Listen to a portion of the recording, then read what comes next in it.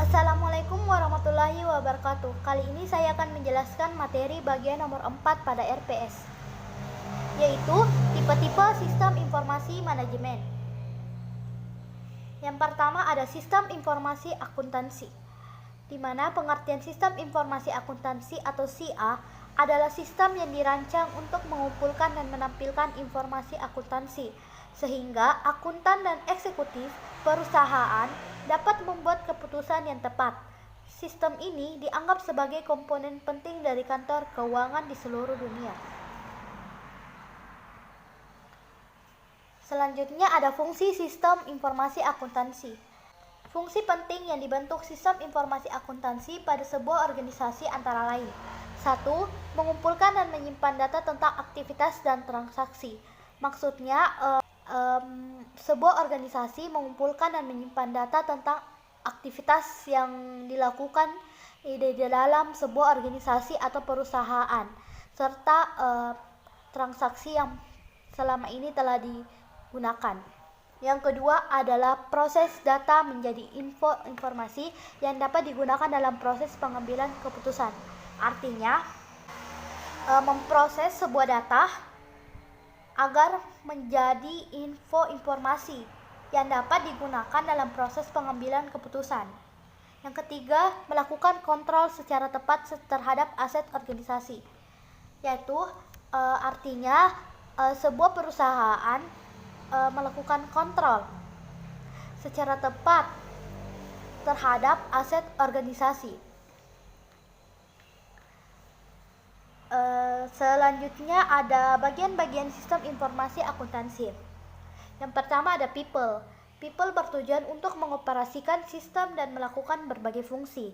Yang kedua ada prosedur, bertujuan mengumpulkan, memproses, dan menyimpan data yang berhubungan dengan aktivitas organisasi. Yang ketiga ada data. Data adalah sebuah kegiatan atau proses bisnis.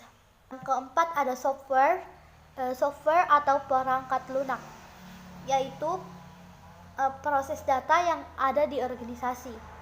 Dan yang terakhir ada infrastruktur informasi teknologi, di mana merupakan alat-alat komputer dan peralatan lainnya.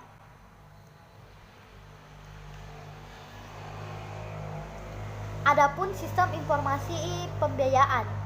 Sistem informasi pembiayaan adalah salah satu bagian dari sistem informasi, yang dimana bertujuan untuk mengatur atau mengurus pembiayaan, baik secara langsung maupun tidak langsung, yang dilakukan oleh sebuah perusahaan.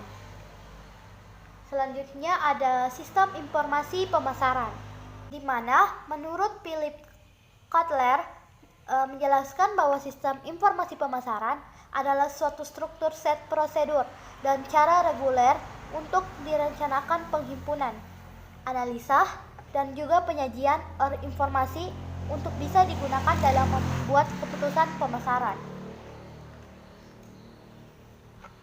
Adapun manfaat sistem informasi pemasaran. Manfaatnya untuk memecahkan masalah pemasaran sebuah perusahaan dan bisa mengambil kebijakan strategis dalam lingkup pemasaran. Selanjutnya ada sistem informasi produksi.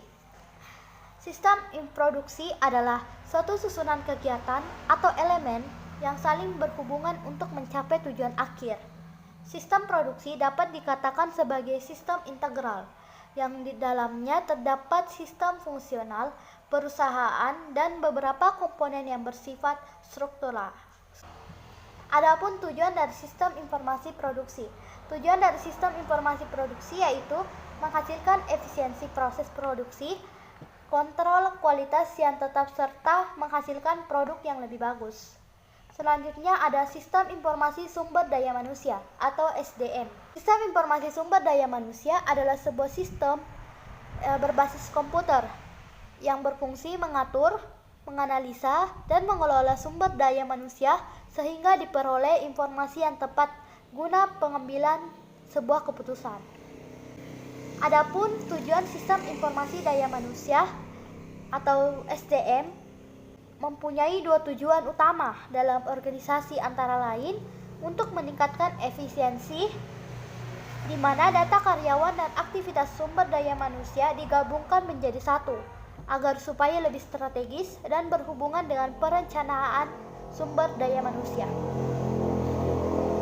Terakhir ada bagian sistem informasi sumber daya manusia. Yang pertama ada perekrutan dan penerimaan. Sumber daya manusia membantu menerima pegawai baru ke dalam perusahaan.